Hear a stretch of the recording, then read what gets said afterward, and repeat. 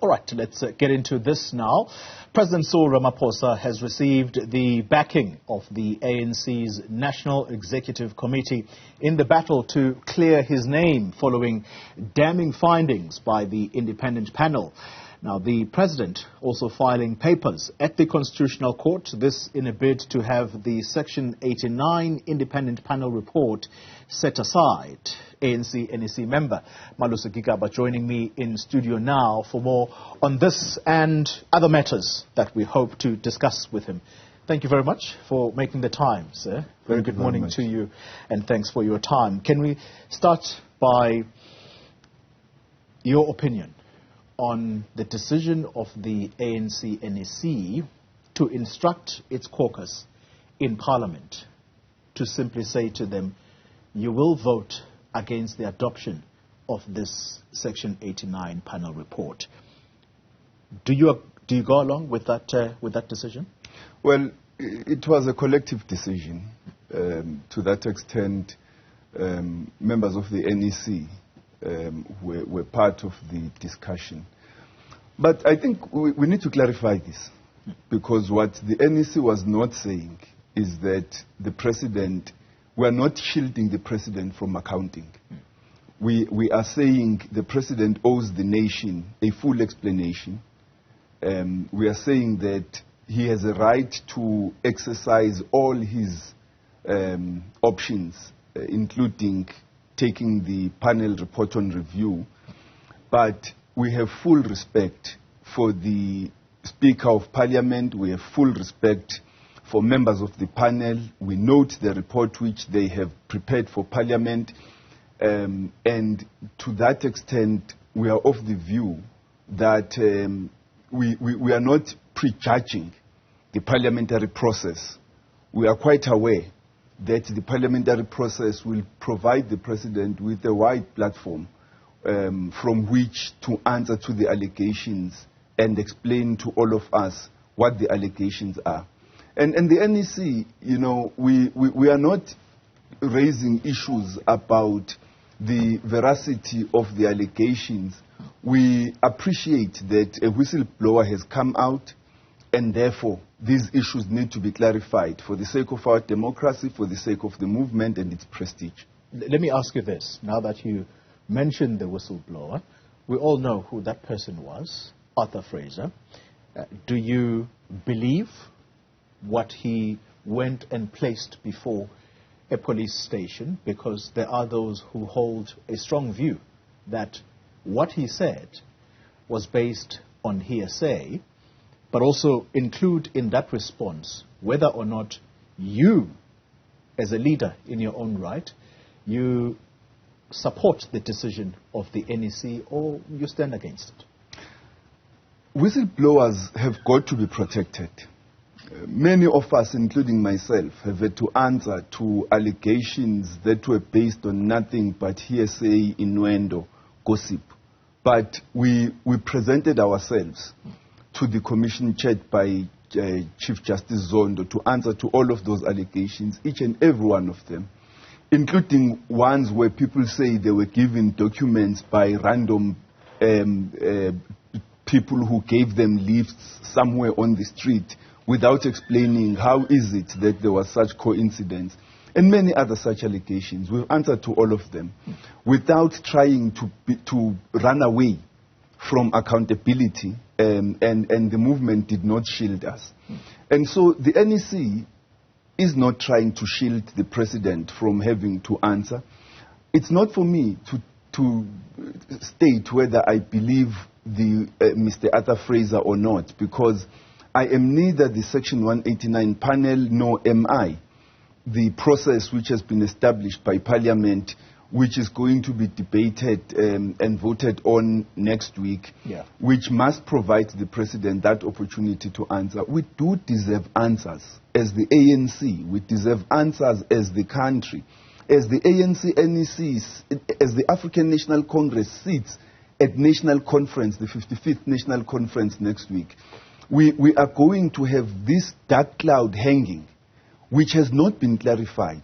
We need to be explained to, so that we know what is it that we are dealing with, because there are many questions which need answers. The more people try to come in, including Mr. Mustafa and so on, the more they come in, they muddy the information that is available at public level. And I think we need to get a response that is going to satisfy all of us, because right now, the fate of our democracy, right now, the prestige of the movement are hanging in the balance. And so members of the ANC have got a responsibility to learn from the mistakes we have committed in the past when we were seen to be trying to shield the president from accounting. We do need an explanation. And in actual fact, many of us, me included, I was subjected to 3 parliamentary inquiries in 2018, where I was responding to a number of issues which were before Parliament. No caucus of the ANC, not even study groups of the ANC in which I served, said, no, these are based on hearsay, don't respond to them, you've got to establish another process. No, no, no. The president has got to respond and answer to these allegations. And I'm glad that you touch on previous experience. If we focus the attention on the ANC caucus in Parliament. Previous experience, there were those who said, at a crucial time, President Zuma was facing a motion of no confidence, and they said quite clearly that they were going to vote with their conscience. Do you believe that this round, or this latest instruction to ANC caucus members, there are those who will say, I'm going to exercise my right to vote in accordance with what I think is right for the country and not the party? I'm not an MP at the present moment. I do not want to enter the fray of what members of parliament have got to behave like. But I hope and expect that when the leadership that we have delegated to go address parliament, when they go there, they will say to members of parliament, the NEC is of the view that you need to act in the following fashion, but this is not trying to prevent accountability. These are the processes which are going to be undertaken in order to ensure full accountability. Because topmost in the minds of leaders of the ANC at this stage is the unity of the movement. And that unity doesn't mean that we've got to shield one another from accounting. That unity requires that we've got to answer to the allegations which have been put forward, but we've got to ensure that we do so in a manner that elevates the African National Congress as the leader of society. Because we have been arguing, and many comrades have argued, that leaders of the ANC have got to be scrutinized in a manner that is not common to ordinary people in society. And therefore that same responsibility, that same standard applies to the president as it applies to any other leader of the ANC. Whatever decision is taken in the next few days, it must not lead to the destruction of the African National Congress. We must elevate its unity and its prestige. These two things go hand in hand. Which way did you vote when President Zuma faced a motion of no confidence, and at the time that people were saying we're going to vote with our conscience? I voted in favor of President Zuma. I opposed those who said they were going to vote with their conscience. And I think it is an instructive experience for all of us, because the wheel has turned. The roles have been reversed. Now, the same people who in 2017, 2018 were saying they are going to vote with their conscience, President Motlanthe said that it would be okay for ANC members to vote with their conscience, that they would not be defying or defiling the African National Congress if they voted in favor of that motion. Many members of the ANC marched with the opposition in 2017, demanding that President Zuma should step down. The roles have been reversed. We now should realize the folly of acting in a factional way. because we've got to elevate not only the interests of the unity of the ANC, but its prestige in society and the unity of the country. A divided ANC leads to implosion in society. Now, that unity requires accountability. It has to be built on the foundation of accountability. So we need the answers. We must not simply say that vote against the panel report. That panel report was commissioned by Parliament. It was voted for and supported by Parliament. And so Parliament would be acting in an abnormal way if it turns around after all of this process and after spending so much resources on the report to say, no, suddenly we reject it without saying what do we put forward as the mechanism through which we are going to ensure accountability. Now, let me also make this very clear. The panel has not said that the president must be impeached. It says there is ground for the president to answer. There are serious questions he needs to answer. It doesn't make any judgment call on him. Nor must we presume that the parliamentary process is going to arrive at a determination that the president is wrong. The president has insisted that he maintains his innocence. This is the opportunity for him to clarify and present before the nation his innocence so that we all know what happened at the farm. Let me ask you this question then. Do you believe that President Cyril Ramaphosa going into conference now is still the right man to lead the party and indeed, by extension, the country, or are you backing a different candidate? Look, I think that the experience of the last 5 years, people must not be judged on the basis of whether you like them or not. You must judge them on the basis of their track record. We've had unprecedented load shedding. We've had unprecedented unemployment. The economy has been stagnant. The country has been undergoing a prolonged period and process of fiscal austerity. The ANC is more divided today than it's ever been. We've had almost 4 years of interim structures existing, even as we go to conference in December. We do not have an SG. We have we don't have a deputy SG. We have 3, if not 4, interim structures that are attending conference. Actually, about 5. The Western Cape, Free State, the Veterans League, the Women's League, and the ANC Youth League. Surely that experience should say to us, we cannot say that we are going to disregard all that has happened in the last 5 years and demand a repeat of the previous 5 years. We can't have a new 5 years that looks exactly like the previous 5 years. So we need to give someone else an opportunity to lead the African National Congress. All right, and we'll find out who that someone else is, but you talk about the destruction of the economy, unprecedented load shedding that we have seen. Some will suggest that you should take part of that responsibility, but we'll discuss that. Absolutely not. Let's get to it. We'll get to it in a moment. Just take a break.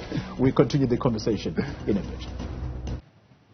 Watching Newsfeed AM, and if you're just joining us, we are in conversation with ANC NEC member Malusi Gigaba, and he is someone who is hoping that he will come back into the leadership structures of the ANC coming out of the 55th conference, which sits next week. Mr. Gigaba, you mentioned that perhaps it is time for a different candidate to be given a chance, given the many problems that the country is going through. You've listed some, and we're going to get to that in a bit, but let's quicken this conversation now. First of all, who are you backing? Clearly, President Ramaphosa is not your candidate of choice going into this conference. I'm backing the African National Congress. The African National Congress has got to be led by a particular individual, and that individual occupies the position of president.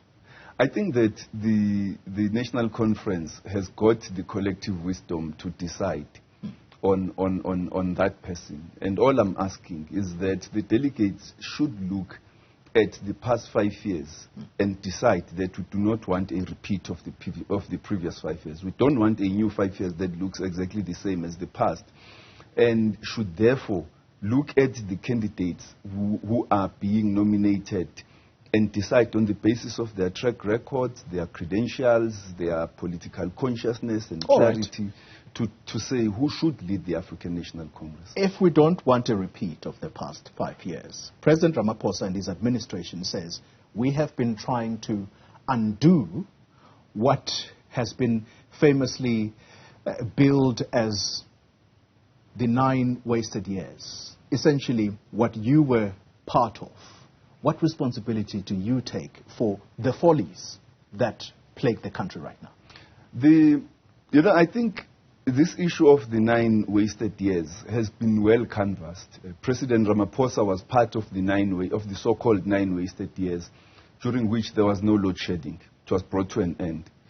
During which, in 2017, we began to see the economy growing by 1.3%. During which the country survived a lot of ratings downgrades, including junk status rating, during which the country implemented what was the largest infrastructure rollout program. It introduced 2 new universities in the country. It announced fee-free higher education for university students. So during the so-called 9 wasted years, so much was achieved that we ought to be proud of. No. Now, Mr. Gigaba, when you say... No. I wouldn't be doing my job if I don't interject. If we look at your core responsibilities in the various portfolios you held, public enterprises, yes, you say the decision to cut the Mumbai route for SAA was before your time and implemented after you left, but you were part of that process at some point. SAA, we cannot speak about it today. It's in the doldrums. ESCOM, at some point... What I would suggest, if you want to get into that conversation, is that we take them one by one, so that we are able to deal with them and provide justice. Very quickly, because we don't have time. To it. The only 2 meetings I facilitated to try and resolve the Mumbai route, or there were only 2 meetings, during which meetings I said I leave this issue in the hands of the management. They are competent to take the decision. The board took the decision a year after I had left. And it was not based on the meetings which I had facilitated, which I had been requested to facilitate. So that's not my issue. It's the issue that belongs to the board that came thereafter. SAA, as I left government in 2018, SAA had a new CEO who had announced a plan to implement the turnaround strategy which had been introduced when I was Minister of Public Enterprises, which had not been implemented for many years after I had left. He had announced a plan which included the break-even point and was confident that he was going to achieve that until a political decision was taken to get rid of SAA. ESCOM that I left had not implemented load shedding, had a positive balance sheet, even though it had a huge debt. And in 2017, that's a contradiction in terms. No, it's not a contradiction. That's a contradiction. It's not a contradiction in terms.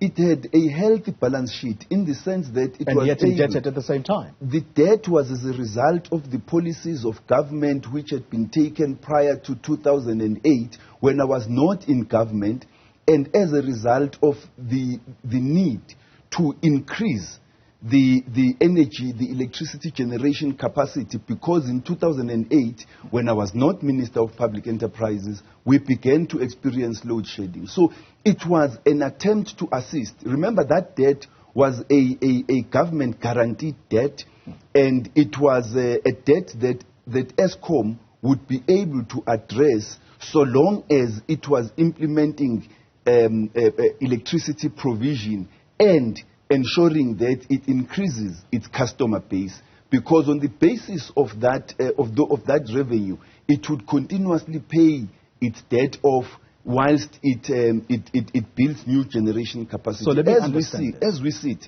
there's no new generation capacity that is coming on stream, and therefore the electricity instability that we are currently experiencing is going to be experienced for the foreseeable future. And you take no part in any of this, given the financial doldrums that that institution is in. And I'm asking the financial aspect of things with a former acting CEO of that entity in court right now, who would have led that institution run about the same time that you were, I think, in the Treasury office. Not factually not. Okay.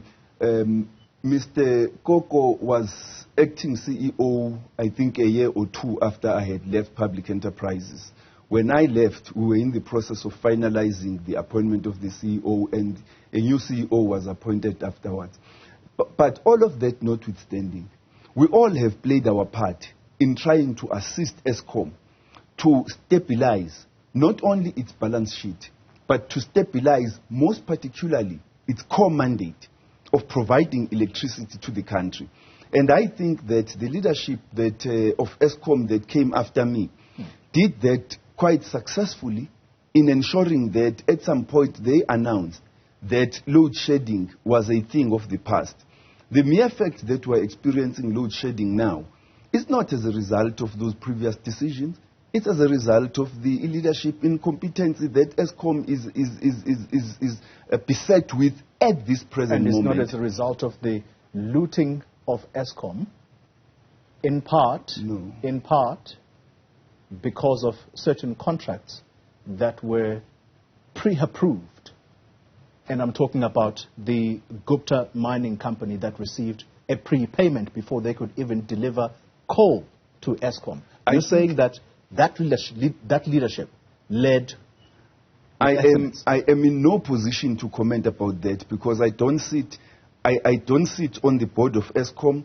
I was not part of the management of Eskom, and those decisions were taken when I was Minister of Home Affairs. Yet you're crediting them for running that institution. I'm saying that they did the work that they were supposed to do. Whatever else that they need to answer for, I think they are competent to answer. And I think that Mr. Mulife and Mr. Koko have provided responses as to how and why that decision was taken and the challenges which they were confronted with at the moment that they were there.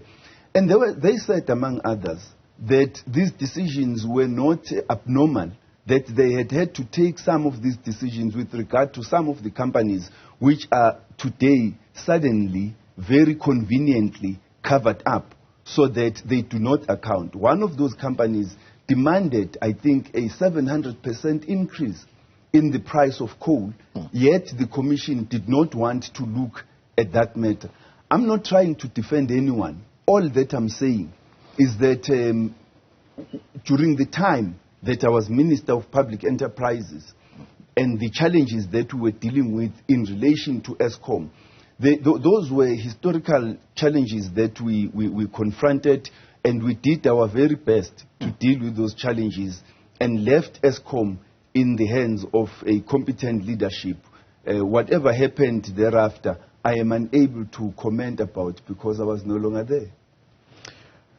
Mr. Gigaba, there are people who are finding it difficult to not only take the ANC seriously, but people like yourself seriously, because they are of the view that the very fact that you are nominated to be part of the 80-member NEC, if indeed you are elected this December, that simply means that the ANC sees nothing wrong with ethical conduct that is questionable. It sees nothing wrong with misgovernance. It sees nothing wrong with stealing from the people of South Africa. Do you think that those people's opinions are completely wrong about the ANC and indeed individuals like you? In the first instance, yes, they are completely wrong. Secondly, fortunately, South Africa is a country governed by the rule of law. It's a constitutional democracy. I don't want to take away their right to think the way they do and their convenient silence on many other issues and problems that are facing the country, which are of a far serious nature than the ones that they are commenting about. But people like myself have presented themselves to the commissions of inquiry. I presented myself, as I've indicated, to 3 inquiries in Parliament where I answered to many allegations which were being made, some of which were completely ludicrous. And so I have done what I have had to do to provide the answers to the questions that were put before me. And so a person is not guilty simply because you don't like them. A competent court of law has got to make that determination, because in the process of weaponizing corruption and using it as a weapon to fight certain people and shield others, you must respect the rights of individuals and the basic rights which they enjoy under the law. And in this instance, I am protected by the constitution of the country and the laws of this country. Members of the ANC are fully aware that in 2018, I presented myself to inquiries in Parliament. In 2018, I resigned voluntarily from Cabinet and from Parliament, given the allegations which were being made and the fact that I needed to deal with them. And in 2019, I refused, I declined going to Parliament when I was nominated, and I was high on the list. I was among the first 25% of the nominees for Parliament. I voluntarily declined going to Parliament. And so you can't continue saying to me, simply because you don't like me, or because you don't like my political opinions and the agenda I represent, that you are guilty, you are guilty, you are guilty. No. And then you make it my responsibility to prove that I'm not guilty. When no, I'm not talking about you as a person. I'm not addressing you as a person. No, I'm saying, no, indeed, I understand that. Whichever person is doing that has no right to keep accusing me and labeling me of guilt and corruption without providing evidence that I am as guilty as they say. Let me tell you what basis. No. Those bases, I know them. I've answered to those bases. So allow me to pose a question. I've answered to those bases. So allow me to pose the question. I doubt that South Africans dislike you. Oh, what they want to know, though, is the truth about what happened and what makes them believe, at least, I suppose, until the cloud is cleared around you. You talk about a cloud that's above the president right now. The corrected version of the State Capture Commission of Inquiry has come back to say the following, and this was this year, to suggest that it recommends that law enforcement agencies investigate you with a view to prosecute on charges of corruption and racketeering based on your wife's testimony at the Commission of Inquiry into State Capture. If you're saying that your wife is wrong, or if your wife lied, you've got to at least explain to South Africans why your wife would want the father of her children put in jail. But I did. That's what I'm saying. I went to the commission. I responded to each and every one of those allegations in detail. Now, the commission does something quite extraordinary in 2 respects. No. No, it does. It does. No. Now you don't want me to. You don't want me to state my case. Let's focus the attention first. I'm aware of what your misgivings are about Judge Zondo and his commission. I'm asking the question why your wife would want to go and do things like that. You are presuming what I'm going to say. If you want to answer me questions and answer those questions, tell me to pack and leave. Sure. Then only I will do exactly that. Then I will leave you with your preconceived ideas about me, and whatever decisions about me have been taken elsewhere. Let's give you a chance. Now, you are already making this interview very, very difficult. You are making it very, very difficult already. Listen here. In the first instance, the Commission does something abnormal. It permits a spouse to testify against their partner, which under law is not allowed. Not allowed. Your spouse cannot testify against you. Secondly... Was it not her own decision to do that? No, but they cannot be admitted because they are prejudiced. The law doesn't allow it. And we raised this issue. And we were told that, no, this is a commission, it's not a court of law. But the determination now, the recommendation, actually suggests differently.